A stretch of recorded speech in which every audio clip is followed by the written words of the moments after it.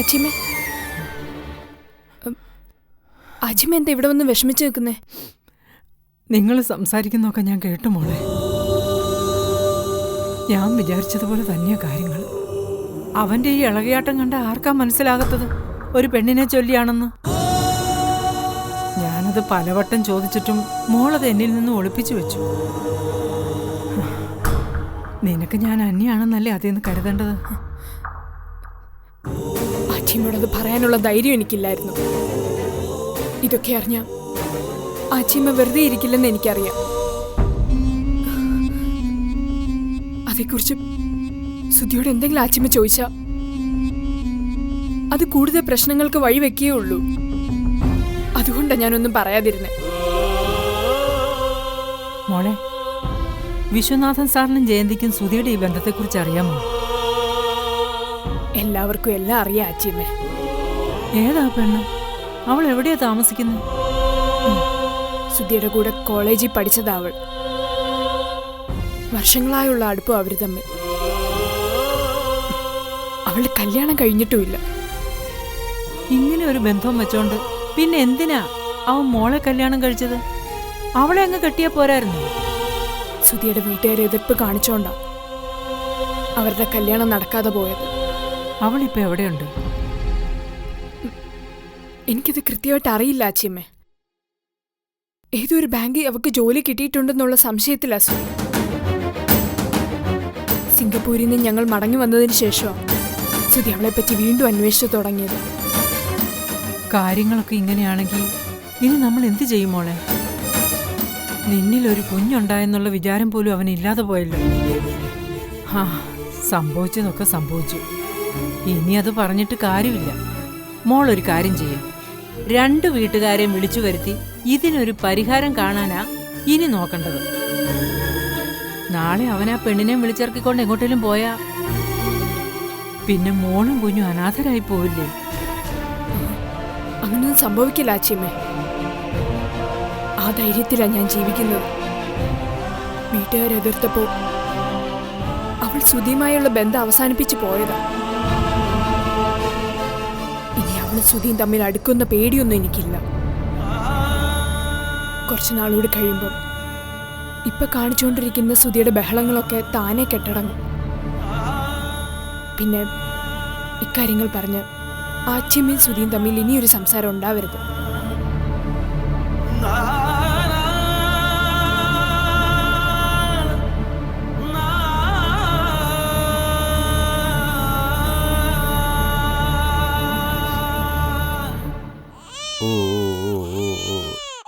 ഏയ്, എന്തിനാ മോനെ നീ കരയുന്നേ?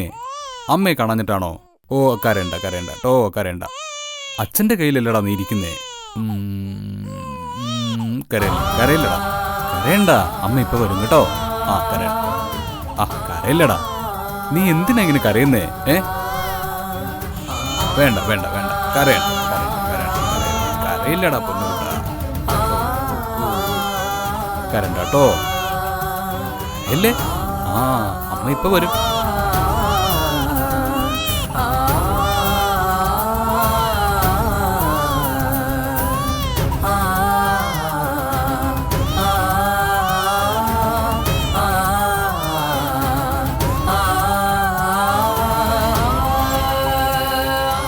എന്താടാ മോനെ നിന്റെ അച്ഛൻ പറഞ്ഞേ? നിന്നെ കളിപ്പിക്കുകയായിരുന്നോ? മോളെ, അവൻ ഇറങ്ങിപ്പോകുന്നത് കണ്ടല്ലോ. ഇപ്പൊ കുഞ്ഞിനോടുള്ള അവന്റെ മനോഭാവം എന്താ? ഞാനിങ്ങോട്ട് വരുമ്പോ മോനെ എടുത്ത് താലോലിക്കുന്നതാ കണ്ടത്. എന്തൊക്കെ പറയാമെങ്കിലും സ്വന്തം ചോരയിൽ പറഞ്ഞ കുഞ്ഞിനോട് സ്നേഹമില്ലാതിരിക്കുമോ? അത് തന്നെയാ അവനെ പിടിച്ചു നിർത്താൻ മോളുടെ കയ്യിലുള്ള കടിഞ്ഞ.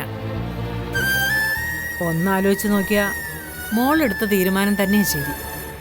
ഒരൊച്ചപ്പാടുണ്ടാക്കി കുഞ്ഞിനെ എടുത്ത് വീട്ടിലേക്ക് പോകാൻ എളുപ്പമാ. പക്ഷേ നീ അത് ചെയ്തില്ലല്ലോ. എനിക്കിത് ചെയ്യണമെങ്കിൽ നേരത്തെ ആവായിരുന്നു. സഹിച്ചും ക്ഷമിച്ചും ഞാൻ കഴിയുന്നത് എൻ്റെ കുഞ്ഞിനെ ഓർത്താം. ഇനി അതല്ല വേണ്ടത്. ഒരു കുഞ്ഞിന്റെ അച്ഛനാണെന്നുള്ള ബോധം എപ്പോഴും അവൻ ഉണ്ടാക്കി കൊടുക്കുകയാ വേണ്ടത്. മോള് അവനെ അതിൽ കെട്ടിയിടണം. ഒരു കാരണവശാലും വിട്ടുകൊടുക്കരുത്. മോള് മനസ്സിലാക്കേണ്ട ഒരു കാര്യം കൂടെ ഉണ്ട്. നിനക്ക് തുണയായിട്ട് നീ മാത്രമേ ഉള്ളൂ.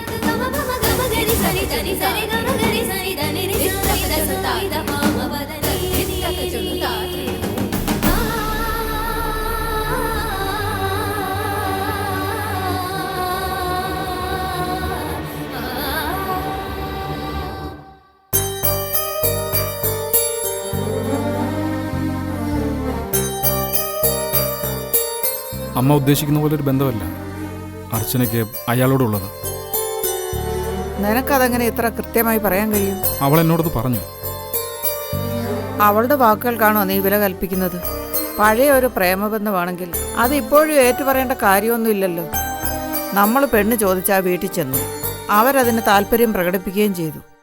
പക്ഷേ അവൾ വന്ന് നിന്നോട് പറയുന്നു അവൾക്കൊരു പ്രണയബന്ധമുണ്ടെന്ന്, ഇതിൽ നിന്ന് പിന്മാറണമെന്ന്. അവൾ അങ്ങനെ പറയണമെങ്കിൽ അതൊരു മുൻകൂർ ജാമ്യമല്ലേ? നാളെ ഒരു സമയം ആ ബന്ധം തലവേദന ഉണ്ടാക്കുമെന്ന് അവൾക്ക് തന്നെ അറിയാം. അത് നേരത്തെ മനസ്സിൽ കണ്ടിട്ടാ നിന്നോട് അവൾ തുറന്നു പറഞ്ഞത്. അവൾ പേടിക്കുന്ന എന്തൊക്കെയോ കാര്യങ്ങളുണ്ടായിരിക്കും. ഒരുപക്ഷെ വീട്ടുകാർക്ക് പോലും അതേപ്പറ്റി അറിവുണ്ടാകില്ല. അമ്മ വിചാരിക്കുന്ന പോലുള്ള പ്രശ്നങ്ങളൊന്നുമില്ല. അയാളുടെ കല്യാണം നേരത്തെ കഴിഞ്ഞതാ. ഭാര്യയും കുഞ്ഞുമായി അയാൾ ജീവിക്കുന്നു. എന്നിട്ടാണോ അവളെ അന്വേഷിച്ച് അയാളുടെ ബന്ധത്തിലൊരാൾ വന്നത്?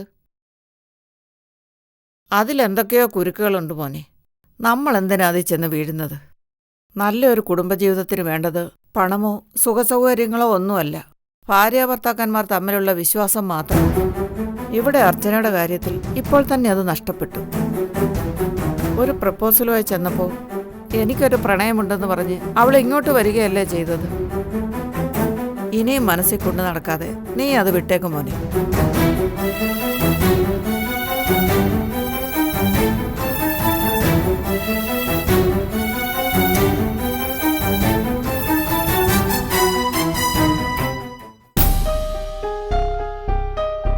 ഫൈസി ഇപ്പം എറണാകുളത്തേക്ക് വന്നതിൽ എന്തെങ്കിലും വിശേഷമുണ്ടോ? ഞാൻ മാത്രമല്ല, സ്നേഹയുണ്ട്. അവള് കോടതിയിലേക്ക് പോയി. ഉടനെ തിരിച്ചു പോണം. ഇല്ലെങ്കിൽ നിങ്ങളെ കാണാൻ ഞങ്ങൾ വീട്ടിലേക്ക് വന്നേനെ. ആ അല്ല, ഫൈസി എന്താ എന്നെ അത്യാവശ്യമായിട്ട് കാണണമെന്ന് പറഞ്ഞ് വിളിച്ചത്? ഞാൻ വിളിച്ചത് ഇപ്പോൾ നിങ്ങളുടെ ജീവിതത്തിൽ ഉരുണ്ടുകൂടിയ പ്രശ്നങ്ങൾ അറിഞ്ഞിട്ട് തന്നെയാണ്. പക്ഷേ ഞാൻ വന്നത് ഒരു സന്ധ്യ സംഭാഷണത്തിനോ നിരഞ്ജന അയച്ചിട്ടുമല്ല. സുധി അങ്ങനെ കരുതരുത്. നിരഞ്ജന സ്നേഹയെ വിളിച്ചിരുന്നു. ഇപ്പൊ നിങ്ങളുടെ ജീവിതത്തിൽ വീണ്ടും അർച്ചന ഒരു പ്രശ്നമായി മാറിയിരിക്കുന്നു എന്ന് ഞാൻ അറിഞ്ഞു. എനിക്കിതിൽ എന്ത് കാര്യമെന്ന് സുധി വിചാരിക്കുന്നുണ്ടാവും. നിരഞ്ജനയിലൂടെ തുടങ്ങിയ ബന്ധമാണ് നമ്മൾ തമ്മിലുള്ളത്. ആ വിശ്വാസത്തിലാണ് ഞാൻ സംസാരിക്കുന്നത്. മനസ്സിൽ എന്താണെങ്കിലും ഫൈസി അത് എന്നോട് തുറന്നു പറ. അർച്ചന എവിടെയുണ്ടെന്നുള്ള വിവരം സുധിക്കറിയാമോ? അവളെക്കുറിച്ചുള്ള എൻ്റെ അന്വേഷണം ഒരിക്കലും അവസാനിക്കില്ലെന്ന് നിരഞ്ജനേക്കാൾ നന്നായിട്ട് അറിയാവുന്നവനാ ഫൈസി. കുറേ അന്വേഷിച്ചു. ഒടുവിൽ അവളെ ഞാൻ കണ്ടെത്തി. അർച്ചന ഇപ്പോ എവിടെയുണ്ടെന്ന് സുധിക്കറിയാമോ? അതല്ലേ ഞാൻ പറഞ്ഞത്. അവൾ എവിടെയുണ്ടെന്ന് എനിക്കറിയാം. റാന്നിയിലൊരു ബാങ്കിൽ അവൾ വർക്ക് ചെയ്യുക. സുധി ഈ വിവരം നിരഞ്ജനോട് പറഞ്ഞോ? ഞാൻ ഇതുവരെയും പറഞ്ഞിട്ടില്ല. സുധി അതിന് മടിക്കില്ല എന്ന് എനിക്കറിയാം. പിന്നെ സുധി അർച്ചനയെ കാണാൻ പോയിരുന്നോ? ഇല്ല. അവൾക്ക് എന്നോടുള്ള മനോഭാവം എന്താണെന്ന് എനിക്കറിയില്ല. പലവട്ടം പോകാൻ വേണ്ടി തയ്യാറെടുത്തതാണ് ഞാൻ. സുധിയിൽ നിന്നും മറഞ്ഞു നിൽക്കാൻ ആഗ്രഹിക്കുന്ന നിലയ്ക്ക് അർച്ചനയെ കാണാൻ പോകാതിരിക്കുന്നതാണ് നല്ലത്. ഇനി പോകുന്നെങ്കിൽ തന്നെ അതൊരു സൗഹൃദം പുതുക്കൾ മാത്രമായിരിക്കണം. അതൊരു സൗഹൃദത്തിൽ മാത്രം ഒതുങ്ങില്ല ഫൈസി. എന്റെ കുഞ്ഞിനെ പ്രസവിച്ചവൾ അർച്ചന. അപ്പോ കുഞ്ഞും അർച്ചനയ്ക്കൊപ്പം ഉണ്ടെന്നാണോ സുധി പറയുന്നത്? ശബരിയോട് അവള് പറഞ്ഞത് അബോർട്ട് ചെയ്തെന്ന. അതിലെത്രമാത്രം സത്യമുണ്ടെന്ന് എനിക്കറിയില്ല. അത് സത്യമായിരിക്കും. എന്തായാലും കുഞ്ഞിനെ പ്രസവിച്ച് വളർത്താനൊന്നും അർച്ചനയ്ക്ക് കഴിയില്ല. ഇനി അഥവാ കുഞ്ഞുണ്ടെങ്കിൽ തന്നെ അത് അന്വേഷിച്ച് അറിയാവുന്നതല്ലേ ഉള്ളൂ. പ്രസവിച്ചെങ്കിൽ കുഞ്ഞിനെ അർച്ചന ഓർഫനേജിനൊന്നും കൈമാറില്ലെന്ന് സുധിക്ക് ഊഹിക്കാവല്ലോ. എന്തായാലും ഞാൻ എൻ്റെ വഴിക്കൊരു അന്വേഷണം നടത്താം. സുധി കൂടി അന്വേഷിക്കണം. അവൾക്കൊപ്പം കുഞ്ഞുണ്ടെങ്കിൽ അർച്ചനയുടെ വീട്ടിലേക്ക് സുധി പോകുന്നതിൽ ഞാൻ എതിര് പറയില്ല. അതല്ല, അർച്ചന ഇപ്പോഴും തനിച്ചാണ് കഴിയുന്നതെങ്കിൽ ഇനി സുധിയായിട്ട് അവൾക്കൊരു ബുദ്ധിമുട്ടുണ്ടാക്കരുത്. എല്ലാം മറന്നു തുടങ്ങിയിട്ടുണ്ടാവും അവൾ. പിന്നെ അർച്ചന റാന്നിയിലുള്ള കാര്യം നിരഞ്ജന ഒരിക്കലും അറിയരുത്. ഞാനിത് സ്നേഹയോട് പോലും പറയില്ല. അർച്ചനയും നിരഞ്ജനയും തമ്മിലൊരു കൂടിക്കാഴ്ച ഉണ്ടാവരുത്. അർച്ചന സുധിയെ വെറുക്കാനേ അത് ഉപകരിക്കും. ഞാനും അത് പറയാത്തത് അതുകൊണ്ടാണ്. സ്നേഹ കോർട്ടിൽ നിന്ന് ഇറങ്ങിയിട്ടുണ്ടാവും. നമുക്ക് വീണ്ടും കാണാം സുധി. ശരി.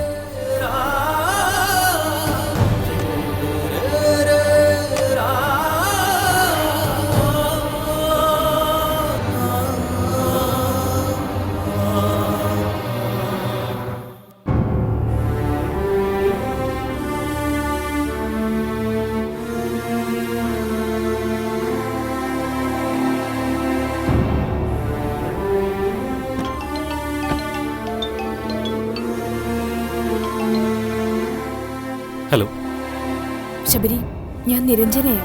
ആ നിരഞ്ജന, എന്തൊക്കെയുണ്ട് വിശേഷങ്ങൾ? നിരഞ്ജനയ്ക്കും കുഞ്ഞിനും സുഖം തന്നെയല്ലേ? പരമസുഖം. എന്റെ സുഖവിവരങ്ങളൊക്കെ ഞാൻ പറയാതെ തന്നെ ശബരിക്കും അറിയാവുന്നതല്ലേ.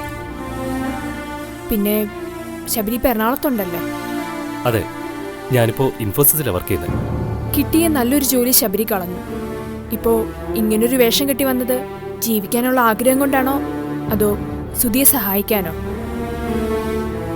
വെറുതെ ശബരി എറണാകുളത്തേക്ക് വരില്ലെന്ന് എനിക്കറിയാം. ഇവിടെ ജോലി കിട്ടിട്ടാ ഞാൻ ഇങ്ങോട്ട് വന്നേ. നിരഞ്ജൻ എന്താ ഉദ്ദേശിച്ചത്?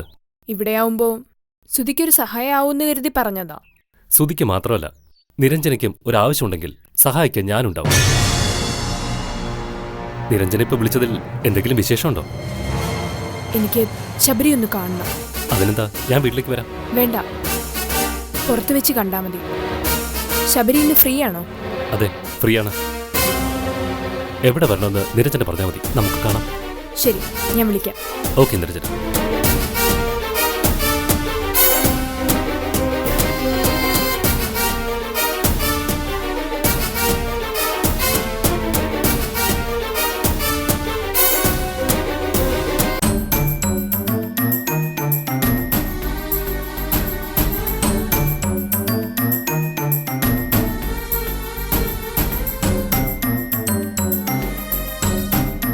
ഏട്ടൻ പറഞ്ഞ കാര്യങ്ങളൊക്കെ വിശ്വട്ടൻ എന്നോട് പറഞ്ഞു. ഞാനും വിശ്വട്ടനും നിരഞ്ജനയ്ക്കൊരു ദോഷം വരണമെന്ന് ആഗ്രഹിക്കുന്നില്ല. ഏട്ടൻ അത് മനസ്സിലാക്കണം. നമ്മൾ തമ്മിൽ അതേപ്പറ്റി ഇനിയൊരു സംസാരം വേണ്ട. ജയന്തി സുധിയുടെ അമ്മയാണ്, നിരഞ്ജന അവന്റെ ഭാര്യയും. ഒരു പെണ്ണിനോട് തോന്നുന്ന സെന്റിമെന്റ്സിന്റെ പേരിൽ മറ്റൊരു പെണ്ണിന്റെ ജീവിതം തകർന്നു പോകരുത്. അതുമാത്രമേ എനിക്ക് നിന്നോട് പറയാനുള്ളൂ. ഏട്ടൻ അവരുടെ നല്ല ജീവിതത്തെക്കുറിച്ച് മാത്രമേ ചിന്തിക്കുന്നുള്ളൂ, അതെനിക്കറിയാം. പക്ഷേ നമ്മളെ വിചാരിക്കുന്ന പോലൊന്നും അല്ല ഓരോന്ന് സംഭവിക്കുന്നത്. എന്റെ മോന്റെ ജീവിതം നശിച്ചു പോകുന്നതിന്റെ വേദന എനിക്കുണ്ട്. അത് കാണാതിരിക്കാൻ എനിക്ക് പറ്റില്ല. സുധിയുടെ ജീവിതം ആര് നശിപ്പിച്ചു എന്നാ ജയന്തി പറയുന്നത്? അർച്ചനയ്ക്കും നിരഞ്ജനയ്ക്കും സ്വസ്ഥത കൊടുക്കാത്തത് സുധിയല്ലേ? അവനുണ്ടാക്കി വെക്കുന്ന ഓരോ പ്രശ്നങ്ങൾക്ക് ആരും പഴിച്ചിട്ട് കാര്യമില്ല. എന്തായാലും സുധിക്കൊപ്പം നിരഞ്ജനെ ദ്രോഹിക്കാൻ ശബരി കൂടെ നിൽക്കില്ല, അതെനിക്കുറപ്പാണ്.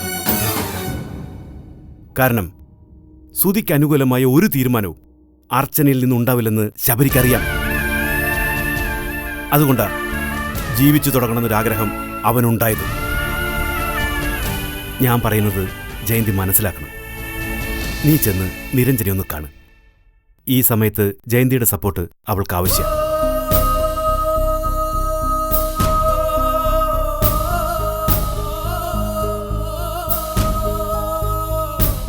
നീ എന്താ ആലോചിക്കുന്നേ?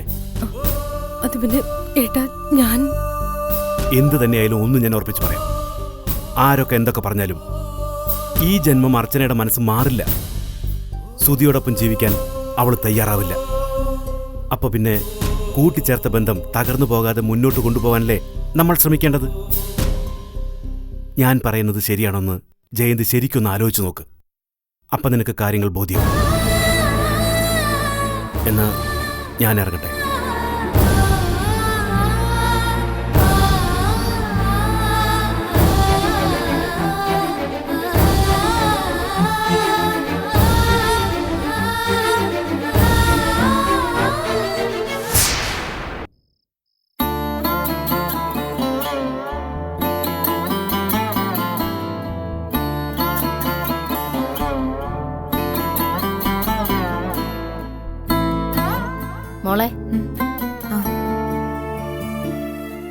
കുറച്ച് ദിവസം എല്ലാവരും ഉണ്ടായിരുന്നപ്പോൾ എന്ത് രസമായിരുന്നു ഇവിടെ. ഇപ്പൊ അമ്പിളിയും കൂടി പോയപ്പോൾ വീട് ഉറങ്ങിയതുപോലായി. ശ്യാമളേച്ചിക്ക് അമ്പിളിക്ക് ഇവിടെ നിൽക്കണമെന്നൊക്കെ ഉണ്ടായിരുന്നു. പക്ഷേ രായപ്പേട്ടൻ അതിന് താല്പര്യം കാണിക്കാതിരുന്നത്. അത് പിന്നെ വേറെ മുഷിച്ചിലൊന്നും ഉണ്ടായിട്ടല്ല. ചിറ്റപ്പൻ ഇവിടെ ഇങ്ങനെ വെറുതെ നിൽക്കുന്നതിനോട് താല്പര്യമില്ലാത്തതുകൊണ്ടാ ചേച്ചി. ഇനി ചിറ്റപ്പന് വേണ്ടി എനിക്ക് എന്തെങ്കിലും ചെയ്യണം. അതാ ഇപ്പൊ എന്റെ മനസ്സിലെ ഏറ്റവും വലിയ ആഗ്രഹം. കുളത്തൂപ്പുഴയിൽ ഒരു ഷോപ്പ് തുടങ്ങാനുള്ള ആലോചനയൊക്കെ തുടങ്ങിയതാ. ഈ സ്പെയർ പാർട്സ് ഒക്കെ വിൽക്കുന്ന കട. അപ്പോഴാ രേവതിയുടെ കല്യാണം നടന്നത്. ഇനിയിപ്പോ കട തുടങ്ങാനുള്ള ഏർപ്പാടൊക്കെ ചെയ്യാൻ ചിറ്റപ്പനോടൊന്ന് പറയണം. പിന്നെ മോളെ, ഞാൻ പറയുമ്പോൾ വിഷമം തോന്നരുത്. കാർത്തുവെച്ച് ആവശ്യമില്ലാത്ത കാര്യങ്ങൾ ഇടപെടുവാണെന്ന് വിചാരിക്കരുത്. ചേച്ചി തുറന്നു പറയും എന്താ മനസ്സിലുള്ളതെന്ന്. ഞാനൊന്നറിയട്ടെ. അത് പിന്നെ എന്നും ഇങ്ങനെ മറ്റുള്ളവരുടെ കാര്യം മാത്രം നോക്കിയാൽ മതിയോ? കാർത്തു ചേച്ചി പറഞ്ഞു വരുന്നത് എന്താണെന്ന് എനിക്ക് മനസ്സിലായി. ഇപ്പൊ അത്തരം ചിന്തകളൊന്നും എന്റെ മനസ്സിലില്ലാന്ന് ഞാൻ പലതവണ പറഞ്ഞതല്ലേ. മനസ്സിലില്ലെന്ന് പറഞ്ഞിരുന്നാൽ പറ്റില്ല മോളെ. നല്ലൊരാലോചന വന്നിട്ടും പഴയ കാര്യങ്ങൾ പറഞ്ഞ് ഒഴിഞ്ഞു മാറുകയല്ലേ മോള് ചെയ്തോണ്ടിരിക്കുന്നത്?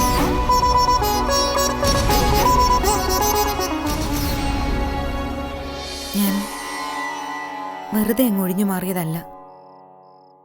അതിന് തക്കതായ കാരണമുണ്ട് ചേച്ചി. കാർത്തു ചേച്ചിക്ക് ഇനി എന്നെ മനസ്സിലാക്കാൻ കഴിഞ്ഞിട്ടില്ലേ? ഒരു പെണ്ണിന്റെ ജീവിതത്തിൽ ഒന്നിൽ കൂടുതൽ പുരുഷന്മാരുണ്ടാവാൻ പാടുണ്ടോ? എന്റെ ജീവിതത്തിൽ അതുണ്ടാവണമെന്നാണോ കാർത്തു ചേച്ചിയും പറയുന്നത്? ആ, നിങ്ങളൊക്കെ പറയുന്നൊരു വാചകമുണ്ട്, നിനക്ക് ഒരു ജീവിതം വേണ്ടേന്ന്. ഞാൻ ജീവിക്കുന്നില്ലെന്നാണോ നിങ്ങളൊക്കെ പറയുന്നത്? ഒരാൾ എന്റെ കഴുത്തിൽ താലി കെട്ടി. ആ മനുഷ്യനിൽ എനിക്കൊരു കുഞ്ഞുമുണ്ട്. ഞാൻ അവർക്കൊപ്പം ജീവിക്കുന്നില്ലെന്നേ ഉള്ളൂ. എന്നിട്ടാണോ നിങ്ങളൊക്കെ കൂടി എനിക്കൊരു ജീവിതം ഉണ്ടാക്കി തരാൻ ശ്രമിക്കുന്നത്? ഇപ്പോഴും അയാളെക്കുറിച്ചുള്ള ഓർമ്മകളുമായിട്ടാണല്ലോ മോള് ജീവിക്കുന്നത്. എനിക്കത് മറന്നു കളയാൻ പറ്റുമോ?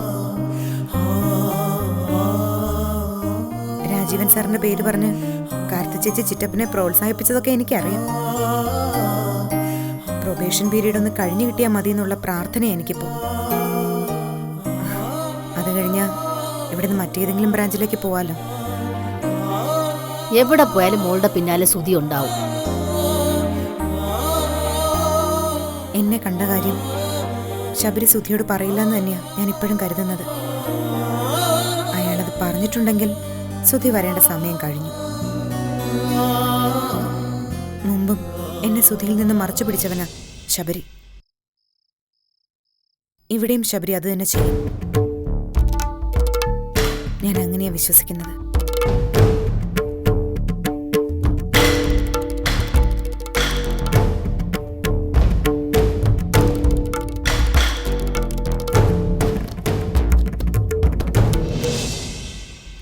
കൂടുതലൊന്നും പറയണ്ട.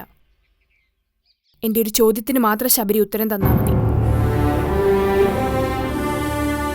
ശബരി സുധിക്ക് അർച്ചനെ കണ്ടെത്തി കൊടുത്ത ഞാനും എൻ്റെ കുഞ്ഞും പിന്നെന്ത് ചെയ്യണം? എൻ്റെ ഈ ചോദ്യത്തിന് ശബരി ഉത്തരം പറഞ്ഞേ തീരൂ. ഞാനും എൻ്റെ കുഞ്ഞും ഇപ്പൊ ഒരു അപകടാവസ്ഥയല്ല. അർച്ചന സുധിയുടെ മുന്നിലെത്തിയ കുഞ്ഞിനെയും കൊണ്ട് പടിയിറങ്ങി പോവാനാ സുധി എൻ്റെ മുഖത്ത് നോക്കി പറഞ്ഞത്. വളരെ സന്തോഷത്തോടെ ജീവിച്ചിരുന്നവരാ ഞങ്ങൾ. സുധി നാട്ടിലേക്ക് വിളിച്ചു വരുത്തിയ ശബരിയാണെന്ന് എനിക്കറിയാം. അർച്ചനയെക്കുറിച്ചുള്ള ഓർമ്മകളൊക്കെ സുധി മറന്നു തുടങ്ങിയിരുന്നു. അത് വീണ്ടും ഉണർത്തിയത് ശബരിയാ. ശരിക്കും പറഞ്ഞ എന്റെ ജീവിതത്തിൽ ഒരു വില്ലനാവുകയാണ് ശബരി.